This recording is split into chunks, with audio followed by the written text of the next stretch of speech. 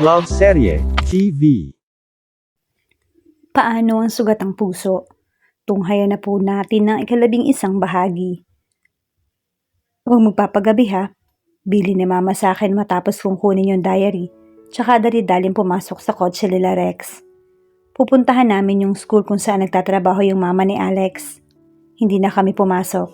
Bilang kaibigan na rin itong Mokong, kailangan ko siyang tulungang makita yung mama niya bago pa siya kunin ng papa nito papuntang States. Ilang hours ba ang papunta doon? Tanong ni Alex kay kuya na kapatid ni Rex. Wala pa kasing license yung tatlo kaya siya muna yung naatasang mag-drive. Mga 5 or 6 yata, depende pag di traffic. Phone ringing. Tiningnan ko kung sino tumatawag.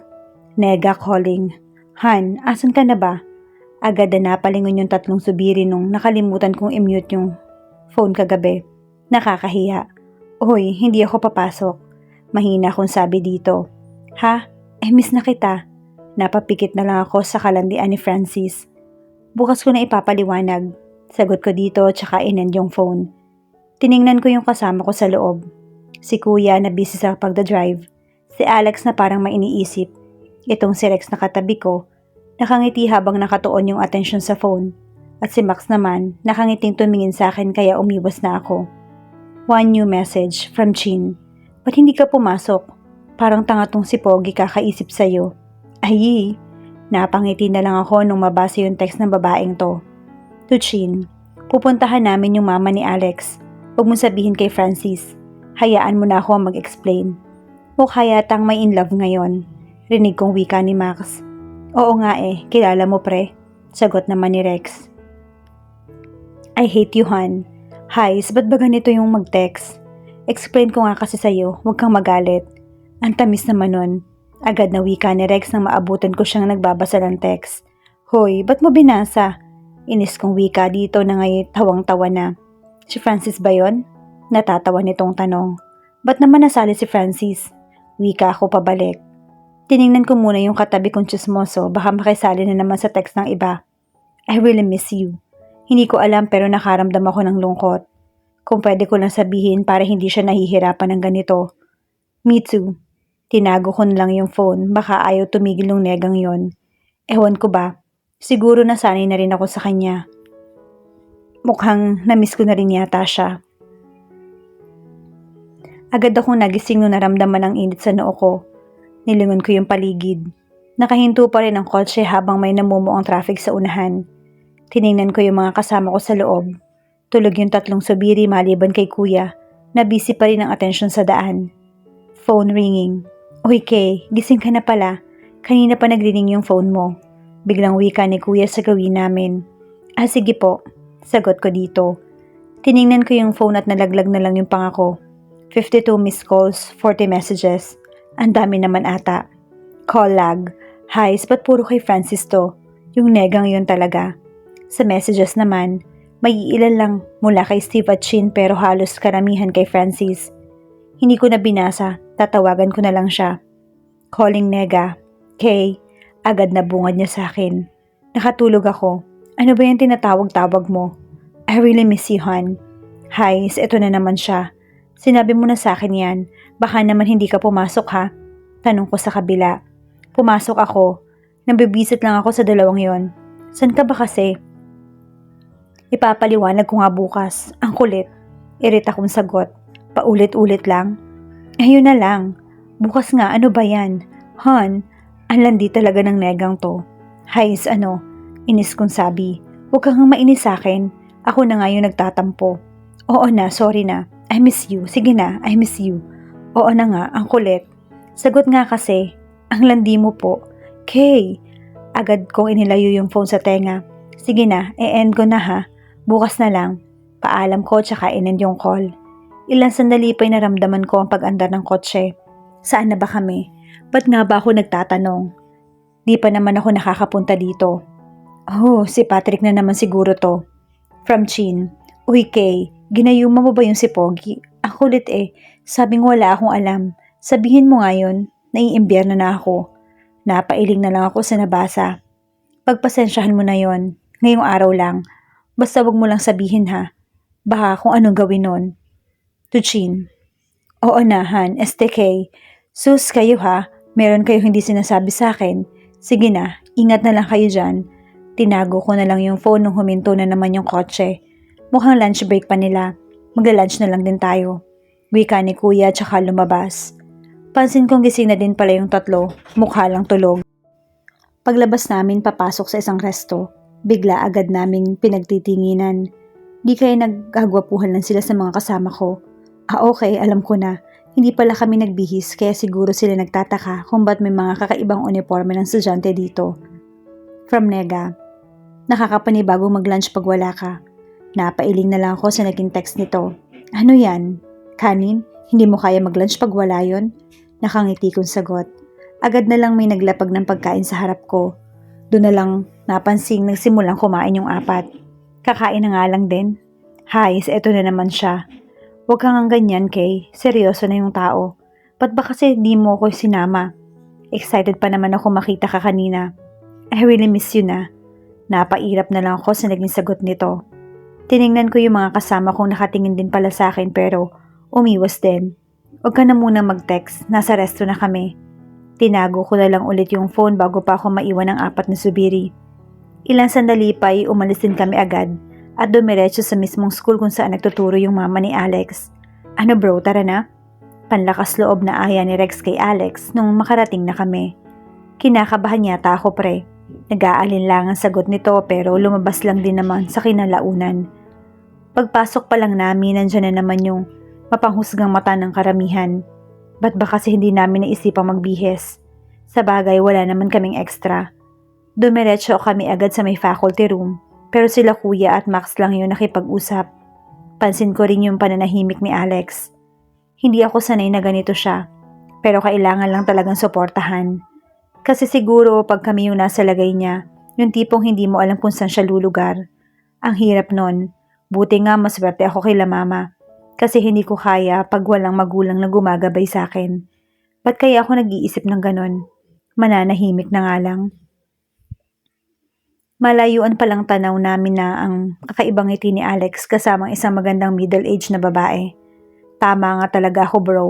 Sa mama nagmana tong si Alex. Walang kabakas-bakas ni Tito. Natatawang wika naman ni Max nung matingnan din niya ang pinsan na papunta sa gawin namin. Sinabi mo pa, buti lang talaga ang popogi natin. Wika pa ni Rex kaya hindi ko napigilang batukan. Aray, sino yun? Sabay nilang lingon sa likod at hinarap ka na naman. Ang kakapal nyo, mataray kong sabi sa kanila, dahilan para matawa si kuya at inakbayan ako. Bagay ka talaga sa amin. Matagal na rin kasi akong naririndi sa kayabangan ng tatlong yan. Ang pang-aasar na wika ni kuya. Dahilan para sunggaban siya ng dalawa. Kaya lang pilit akong hinarap. Naku ha, tumigil kayo. Kuya, tanggalin mo na nga mga mabubugbog ko yan eh. Pilit kong iwas sa akbay nito para tuloy akong hino-hostage na walang dahilan. Sumuko na kayo. Parang tangang wika ni Rex. Damang-dama niya rin talaga no. Pero, andito na kami. Biglang wika ng panibagong boses. Nang malaman namin kung sino yon, nabalik kami sa katinoan. Hi putita. Biglang bati ni Rex at nagmano ito. Sunod din ng dalawa kaya nagmano rin ako. Sila po yung mga pinsan ko. Tsaka yung maganda, siya po yung sinasabi ko. Nakangiting pakilala ni Alex sa kanyang ina. Medyo nahiya tuloy ako sa paraan ng pagpapakilala nito. Ngumiti lang ako at tiningnan kami isa-isa. Hindi ko alam pero iba yung tingin niya sa akin. Akala ko talaga ikaw yung anak ko. Biglaan itong wika na ikinagulat ng kaluluwa ko. Masyado magkasalungat yung hitsura ni Alex sa papa niya. Kaya akala namin na ipagpalit kayo. Natatawa nitong kwento na parang may inaalala. Bigla na lang napakamot sa ulo si Alex. Siguro dahil sa hiya. Ilan sandali pa'y kailangan na nitong umalis dahil di ito pwedeng lumiban sa klase. Masyadong mabait si Tita Rain pero hindi pwedeng hindi niya kami iiwan. Sa tingin ko'y naliwanagan yung mokong na yun sa lahat. Dahil kung hindi dapat ganito yung magiging reaksyon niya. Yun bang sobrang saya? Ingat kayo ha. Kuya, ingat sa pagdadrive. Alex, tawag ha pagdating. Paalam ni tita nang paalis na kami. Tumango na lang ang anak nito tsaka ngumiti. 3:00 na siguro nang sinimula namin magbiyahe pa uwi. Ramdam na ramdam ko yung magandang timpla sa loob ng kotse. Tiningnan ko si Alex sa unahan na pinipigilan yung ngiti. Oy Alex, congrats ha. Tawag ko dito na ikinaharap naman niya sa gawin namin. Ngumiti lang ito ng malapad. Kung hindi ko lang talaga alam yung rason, siguro masasabi kong katangahan yon. Ano na bro, iiwan mo na ba kami? Ha? Tanong ni kuya na may pagtapik pa sa braso ng katabi niya. Biglang nawala yung ngiti ni Alex. Namayani ang katahimikan. Ilang minuto pang nakalipas at hindi ko na namalayan ang pangyayari. Nagising na lang ako sa biglaang pagkasubsob ko, kaya nagising agad yung diwa ko. Loko yun ha, alam namang may dadaan. Inis na wika ni kuya sa harap. Nilibot ko yung tingin sa buong paligid. Gabi na. Kinusot-kusot ko pa yung dalawa kong mata at tiningnang mabuti ang hinanto ang lugar. Malapit na pala kami. Phone ringing. Kinuha ko na lang yun sa bag. Mama calling. O, asa na kayo? Tanong ni mama sa kabila. Malapit na kami ma. Nasa may dating school na kami, na traffic lang. O sige, uwi ka kaagad ha. Opo, sagot ko dito at saka ibinaba yung phone. Grabe, kailangan ko yata mag-CR. Wika ni kuya sa harap habang nilabanan yung traffic. Malapit na lang din tayo. Ilalabas mo na lang. Sayang din. Natatawang sagot ni Rex na dahilan ng pag-iling ko. Loko talaga. Ilang sandali pa'y nakarating na din kami sa bahay nila. Pilit pa akong ihatid ni kuya pero mukhang hindi siya makakaya. Kaya hindi na ako nagpahatid. Sige kay ha. Pabati na lang ako sa honey mo. Ay, pahabol ni Max nung makapasok na ako sa gate. Parang sira. Ngayon ko na lang din nalaman na magkapit-bahay lang pala tong subiring to. Kaya hindi na ako nagtaka kung ba't ganun sila ka-close. Sinimulan na namin ni Alex maglakad. Katahimikan pero alam kong masaya tong mokong na to. Kumusta naman yung pinag-usapan nyo? Biglaan kong tanong sa kanya. Masaya. Alam mo, hindi ganun yung inakala kong pagkatao niya. Nakangiti nitong sabi sa akin tsaka tumingin sa harap. Pinagpatuloy lang namin yung paglalakad nung nasa may kanto na kami malapit sa bahay. Pero hindi ako magiging masaya ngayon kung hindi dahil sa'yo. Bigla nitong hinto tsaka humarap sa akin. Ninitian ko lang siya pabalik. Ilang sandali pa'y nabigla na lang ako sa agarang pagyakap nito. Sobrang thank you Kay. Hindi ko alam paano ko masusuklian yung ginawa mo. Wika nito sa pagkakayakap sa akin. Tinapik-tapik ko lang yung likod niya. Para saan pat birthmate tayo diba? Nagdadamayan. Mahinahon ko rin sagot nung ramdam kong parang umiiyak tong mokong. Ilang sandali pa'y may biglang nagsalita na di ko inaasahan. Hey! Agad akong napabitaw sa narinig na boses. Oh God, wag naman sana. Naabutan kong umigting yung panga ni Francis pati ang pagkuyom ng kaliwang kamay nito. Francis? Bigla akong lapit sa kanya pero agad niya akong tinalikuran. Bro, mali yung iniisip mo. Habol ni Alex dito. Di pa humarap si Francis at lumayo sa amin. Pero ilang sandali pa ay agad na lang nakita ang pagsuntok nito kay Alex. Dahilan para mapabagsak ito sa daan. Mas lalo kong binilisan yung galaw at nagpagitna sa kanila. Francis, ano ba? Pilit kong layo dito. Naramdaman ko yung galit sa pagitan naming tatlo. Napansin ko pang nahihirapang tumayo si Alex habang hawak nito ang napuruhan ng suntok ni Francis. Pre, mali nga yung akala mo. Inis na paliwanag ni Alex na ngayon nakaupo na sa daan. Francis, tama na. Pilit kong hawak sa braso nito. Pero hindi niya lang ako pinapansin. Agad ko na lang nakita ang paglapit na naman ito kay Alex at sinuntok ito ulit. Hindi ko alam pero sinuntok rin ito si Alex pabalik na dahilan ng pagkagulat ko. Pilit kong hinarang si Francis dahil gusto pa nitong lumaban. Anong di tama sa iniisip ko ha? Sabihin mo nga. Galit nitong tanong kay Alex nang mapasanal ito sa may gilid. Hindi nga kasi tama yung inakala mo. Galit nitong sagot at pinupunasan pa ang namumuong sugat sa may labi. Agad ko ring hinablot yung kaliwang kamay ni Francis at pilit palalayuin sa eksena. Pero ilang hakbang pa lamang at tinanggal niya mismo ito na dahilan ng pagharap ko. Kitang-kita ko yung galit nung tinitingnan niya yung mga mata ko. Pero bigla na lang nagbago yon nang may namumuong luha dito na ayaw pabagsakin. Ba't mo ba ako ginaganito?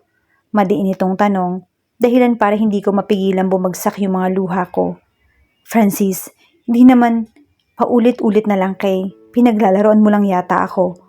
Wala akong ibang masagot kundi pabagsakin yung mga luhang hindi ko kayang itago. Tumalikod ito na dahilan ng paghabol ko at pagyakap sa likod. Francis, huwag naman ganito. Sabi ko dito na makalapit sa likod niya. Pero bigla niyang tinanggal ang nakakapit kong mga kamay. Tsaka siya humarap. Sobrang sakit na kasi Kay. Hindi ko na yata kakayanin. Wika nito kasabay ng pagbagsak ng iilang luha. Lumapit uli ako para yakapin siya pero bigla siyang umatras at nag-iwan ng mga salitang nagpadurog ng puso ko. Piliin mo na siya. Wika nito na agad ring tumalikod at sinimulang lumayo. Hindi ko alam pero sa oras na yon, bigla na lang akong napaupo sa gitna ng daan. Ang sakit. Ang sakit-sakit. Hindi ko rin yata kakayanin. September 2017. Sure ka bang itutuloy pa natin tong debut? Rinig kong wika ni Mama na nandun sa salas. Walang gana lang akong kumakain ng cassava cake dito sa dining area na sa tingin ko kanina pa nauumay sa pagmumukha ko. Nagulat na lang ako na may biglang yumakap sa leeg ko. Kay, balik ka na sa dati oh. Malungkot na wika ni Chin. Tinapik-tapik lang yung nakapulupot na kamay sa leeg ko.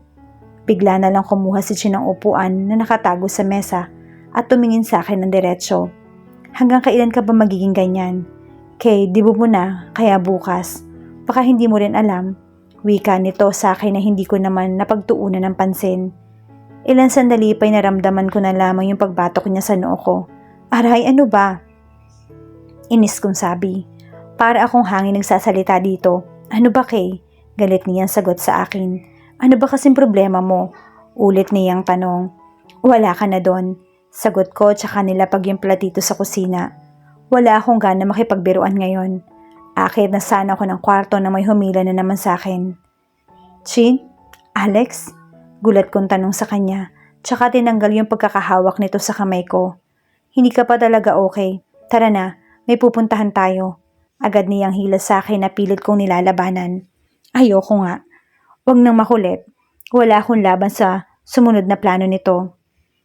Hindi ko alam kung saan yung direksyon namin basta sa oras na to.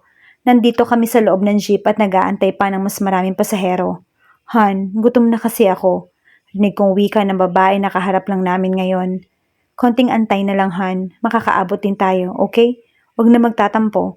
Sagot naman ni Han nung kausap niya lalaki na dahilan ng pag-igting ng sarili kong panga. Ang lalandi.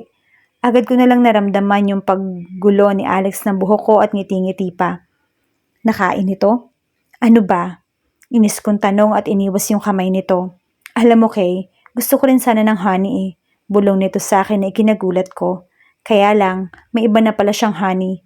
Malungkot nitong sabi at saka tumitig sa akin. Dahilan para umiwas na lang ako. Nagpatuloy lang yung biyahe ng ilang sandali pa'y nakarating din kami sa hindi ko malamang destinasyon. Una ko na lang napansin pababa. Cemetery? Nakita kong umuna maglakad si Alex sa akin kaya sumunod ako. Ayoko nga mag-stuck doon. Baka may biglang babangon at iyain ako sa hukay. No way. Ilang lakad rin at bigla na lang itong napahinto. Kaya minasdan ko ng tingin ng paligid. Pero saglit lang ay may nakita pa akong hindi karapat-dapat. Hi Lola, andito na naman ako. Rinig kong wika ni Alex matapos siyang may tiningnan sa harap. Kaya mas lumapit ako. Maxima Zubiri. Basa ko doon sa nakasulat na lapida. Bakas dito ang pagiging bago dahil malinis pa ang pagkapintura ng lahat. Ilang sandali pa'y biglang tumahimik si Alex kaya palihim kong tiningnan. Malay natin baka tulog lang. Kaya lang, agad ko ring narinig yung hikbi. Sobrang miss na kita Lola. Tsaka birthday ko na bukas. Panibagong birthday pero wala ka. Mahinahong wika nito kaya nilapitan ko siya at hinimas-himas yung likod. Pero alam mo Lola, parang may dahilan yung lahat ng pangyayari. Matapos mo kong iwan nakilala ko na si Mama. Tama ka nga talaga, sa kanya ako nagmana. Nagmana ng kapugian. Kwenta pa nito na pilit pang tumatawa. Hindi ko alam pero may namumuuring luha sa mata ko. Tsaka itong magandang babaeng kasama ko. Napalingon agad ako nang nabanggit niya yung maganda. Basta yung babae daw nakasama ngayon. Siya po yung kinakwento ko sa'yo dati. Kaya lang parang dun lang talaga siguro. Pero huwag ka mag-alala. Habang buhay naman yung pagiging magkaibigan namin. Isa pa, siya din yung birthmate ko. May kung anong gulat akong naramdaman pero patuloy pa rin ako sa pakikinig. Sa katunayan, siya talaga yung tumulong sa akin na makita si Mama. May dalawa pa po akong kapatid, si Rance at si Maxine. Sinunod pa ang pangalan nyo sa kahit na si Papa naman talaga lang yung anak nyo. Kwento pa nito na ngayon hindi na masyadong umiiyak. Napatayo na rin agad ako nung maramdaman ko itong tumayo. Ilang sandali pa'y umuna na ito maglakad kaya sinundan ko rin. Hello? Ayaw ko nga kasing ma-stuck doon. Baka meron pang bangkay na binata na gusto kong ligawan. Ayoko nga. Tahimik lang kami naglalakad. Palabas ng cemetery. Nang ilang sandali pa'y, Alex?